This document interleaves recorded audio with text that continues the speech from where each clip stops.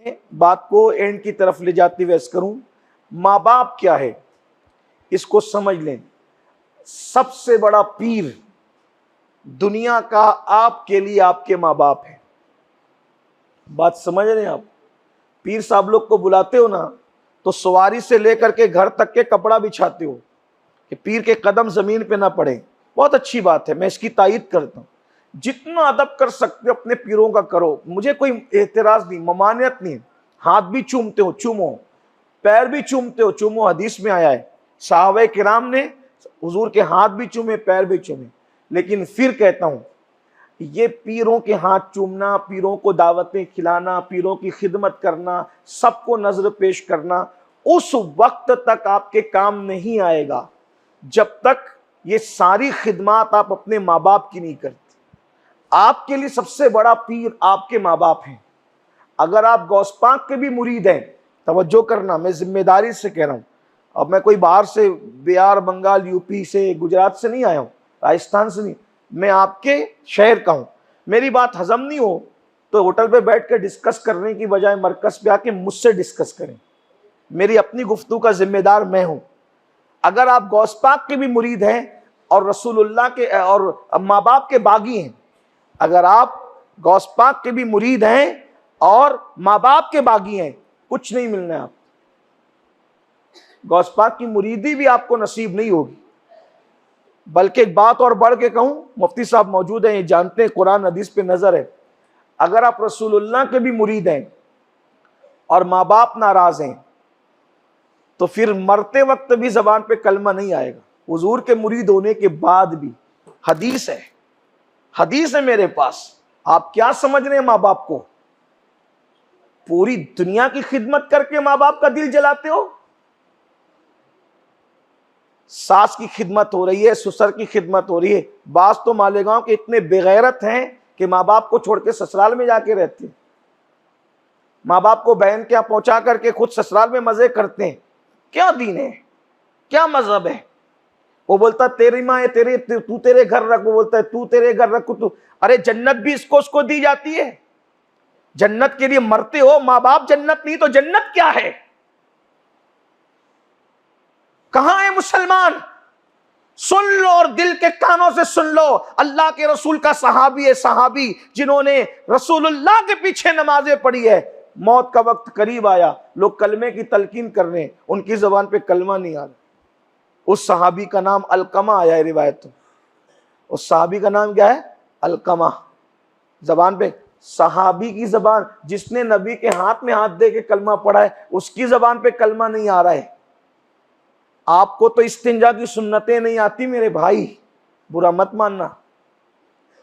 5 कलमे भी आपको नहीं याद है, आपकी 2 रकात जुमा भी सही नहीं है।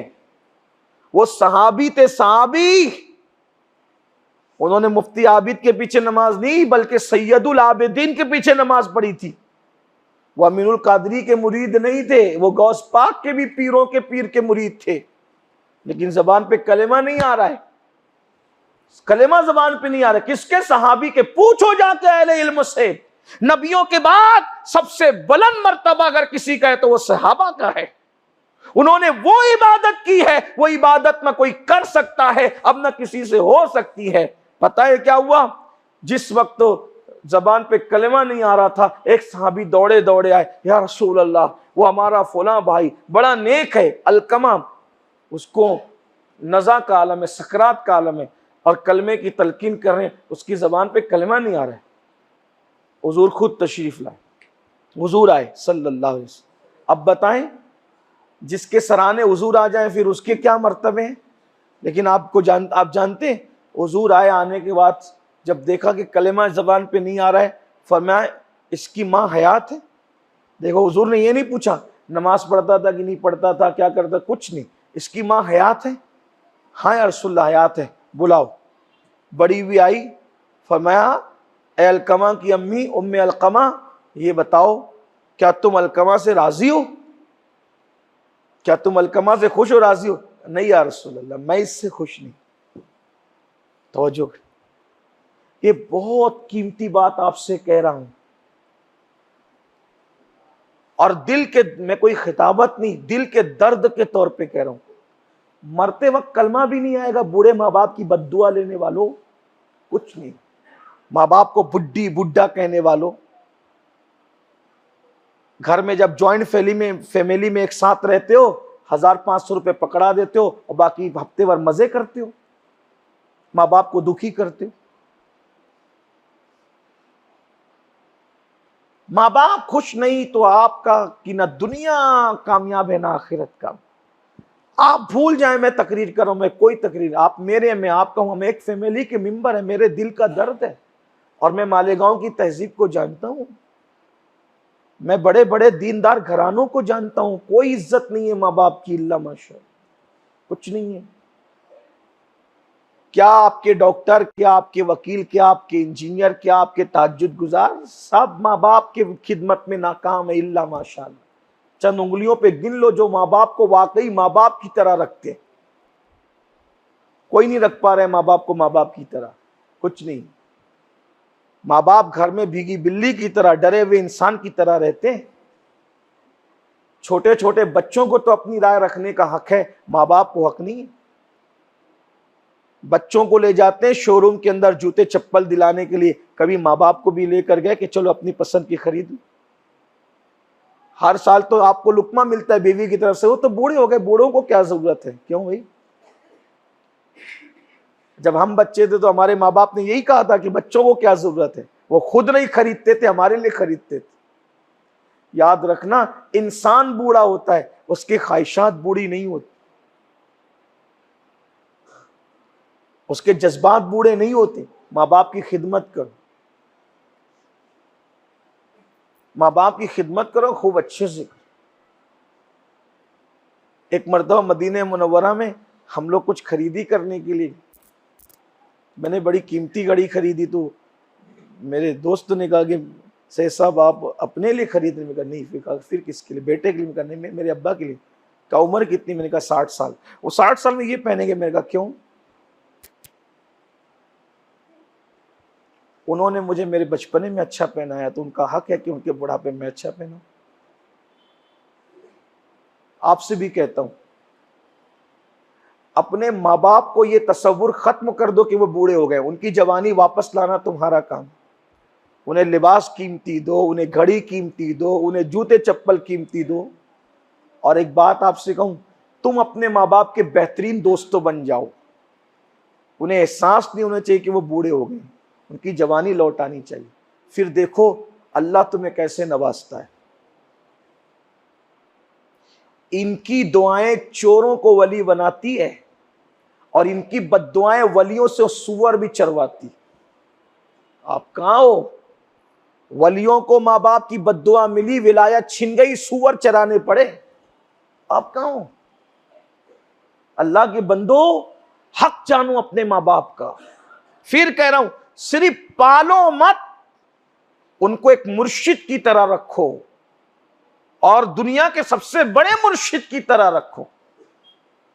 घर से निकलो तो उनके कदम चूम के निकलो, हाथ चूम के निकलो। एक माँ का दिल, सीना कितना बड़ा हो जाता है जब उसका बेटा उसके हाथ पैर चूमता है। एक बाप का सीना कितना फूल जाता है। यार हम लोग के हाथ चूमने के लिए तुम लोग दौड़ते भागते हो, उलमा मशाइख की अच्छी बात, मैं मना नहीं। फिर कह रहा हूं, लोग मेरी बात का कभी कभी गलत मत, इन्होंने मना कहा, मना क्यों करो? हमारे यहाँ हाथ पैर चूमने के लिए हदीसें हैं। इमाम हसन बसरी के एक बादशाह ने हाथ चूम लिए थे, अल्लाह उसी के सदके में अल्लाह ने उसको जन्नत दे दी। मना नहीं कर रहा हूं, लेकिन आपसे कह रहा हूं, पहले माँ बाप है फिर बाद में सब है। उन्हें खुश करो, उन्हें राजी करो। बहरहाल बात दूर निकल गई तो बात खत्म करते हैं। क्या अर्ज कर रहा था कि अल्लाह के रसूल अलैहिस्सलाम ने पूछा, ये अलकमा की जबान पे जो कलेमा नहीं आ रहा है तो क्या इसकी माँ हयात है, जिंदा है? हाँ हाँ हयात। जब उनकी माँ आई तो पूछा तुम इससे खुश हो? नहीं या रसूल, मैं इससे खुश नहीं, इससे राजी, नाराज हूं, इससे मुझे तकलीफ हुई है इसकी जात से। तो क्या तकलीफ हुई है? हुजूर, जब मैं कोई मशवरा देती थी और मेरे अगेंस्ट में, मेरे मुखालिफत में इसकी बीवी कोई मशवरा देती थी तो ये मेरा मशवरा रद्द करके अपनी बीवी का कबूल कर लेते थे, तो मुझे दिल दुखता था। अब जाहिर सी बात है, बुढ़ी अम्मा का मशवरा इस काबिल नहीं रहता होगा, फायदे वाला नहीं रहता होगा। जवान बीवी के हालात पर, वक्त पर नजर रहती होगी। वो दिल दुखाया नहीं उन्होंने, ये याद रखना। नबी के सहाबा बिगड़े हुए गुनहगार नहीं थे, नबी ने उन्हें दिल दुखाया नहीं। देखो, दिल दुखाना अलग बात है और दिल का दुख जाना अलग बात। भाई मैं करना नहीं चाहता था, मैं लेट होना नहीं चाहता था, हो गया तो क्या करूं, ऐसे ही है ना। तो उन्होंने दिल दुखाया नहीं। जो दिल दुखाते हैं वो तो बहुत खतरनाक है। उन्हें दिल दुख गया। तो जब दिल दुख गया अनजाने में मां का, तो सहाबी की जुबान पे कलमा नहीं आ रहा है। तो जो दिल दुखा रहे, जो दिल दुखा रहे, सोचो तो, जब माँ बाप दवा के लिए तलब करते तो बोलते क्या सब तुम पे खर्च कर दे, अपने बच्चों के लिए ना रखे। मैं कहता हूं लगा दो दाव पे, मत रखो बच्चों के लिए कुछ। इंशाअल्लाह इनकी दुआ, एक लम्हे की दुआ मिल जाएगी, अल्लाह तुम्हारी नस्लों तक तुम्हें करोड़पति कर देगा। मैं कोई वल्लाह तुम्हें कोई सुर्ख बाग नहीं दिखा रहा हूं, कोई फेक फाक नहीं कर रहा हूं। अल्लाह के रसूल अलैहिस्सलातु व तस्लीम फरमाते हैं, माँ बाप के जुमले इधर पूरे भी नहीं होते और उधर अल्लाह उनकी दुआ को कबूल कर ले। माँ बाप की दुआ को नबी की दुआ का दर्जा दिया। फरमाया दुआ वालिदिही ले वलदी का दुआई लकुम, कि तुम्हारे बाप की दुआ तुम्हारे हक में ऐसी है जैसे मुझ मोहम्मद की दुआ उम्मत के हक में।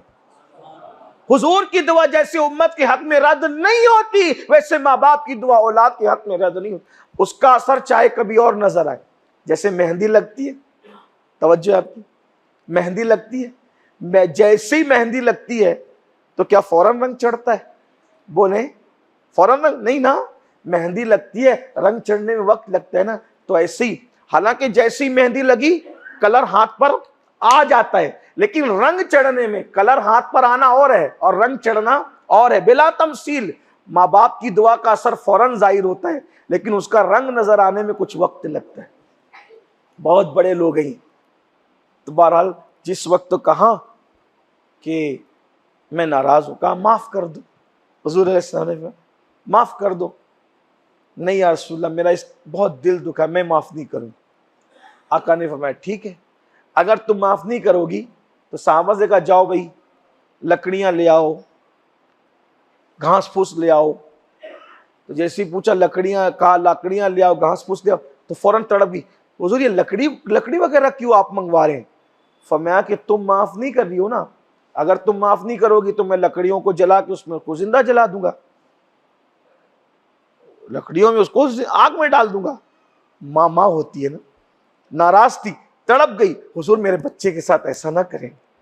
हुजूर उसके साथ फरमाया बूढ़ी अम्मा, जब तू अपने बेटे को दुनिया की आग में जलता देखना गवारा नहीं करती तो जहन्नम की आग में देखना कैसे गवारा करेगी? अगर तू माफ नहीं करेगी तो वो जहन्नम में जलेगा, इसलिए माफ कर दे। कहा हुजूर अगर ऐसी बात है, मैंने माफ किया। इधर कहा मैंने माफ किया, एक सहाबी दौड़े दौड़े या रसूलल्लाह मुबारक हो, अलकमा की जबान पे कलमा जारी हो गया। देख रहे हैं, ये है माँ बाप की नाराजगी का। सहाबी की जबान पर, जिसने नबी के हाथ पे कलमा पड़ा था, मौत के वक्त कलमा नहीं आ रहा था, वजह एक, माँ नाराज। सोचो मेरे कौम के जवानों, मरना एक दिन आपको भी हमें भी मरना है, और कामयाब मौत वही है जो कलेमा पढ़ते पढ़ते आए। वरना याद रखिए, लोगों के दरमियान आप कुछ भी बन जाए, माँ बाप खुश नहीं है, अल्लाह आपसे खुश नहीं है, अल्लाह के रसूल आपसे खुश नहीं है, आपको कुछ नहीं मिलने वाला। इतना याद, पहले अपने माँ बाप को मनाइए, अपने माँ बाप को राजी कीजिए और उनको बहैसियत माँ बाप रखिए। एक बात कहूँ आपसे, बुरा मत मानना कि बीवी को बाइक पर लेके घूमते हो ना, कभी माँ बाप को भी लेके घूमो। दोस्तों के साथ पार्टियां करते हो ना, कभी माँ बाप के साथ भी तो पार्टियां करो, उनका भी दिल है। आप घंटों इसके उसको टाइम देते हो, फोन पे बात करते हो, माँ और बाप बेचारे इंतजार करते हैं कि मेरा बेटा आएगा तो मुझसे बात करेगा। सच बोलना, अपने माँ बाप के पास कितना बैठते हो? उनकी खैरियत पूछने के लिए भी हमारे पास टाइम नहीं है, उनकी खैरियत पूछने के लिए भी हमारे पास वक्त नहीं है। मेरे भाइयों, जब हम बच्चे थे तो हमें जितनी माँ बाप की जरूरत थी, आज बुढ़ापे में उससे ज्यादा हमारी जरूरत हमारे माँ बाप को है। उनके पास बैठो, उनकी खिदमत करो, उनके पैर दबाओ, उनको राजी करने की कोशिश करो। इंशाअल्लाह तुम्हारी नस्लें आने वाली इससे ज्यादा तुम्हारी खिदमत करेगी।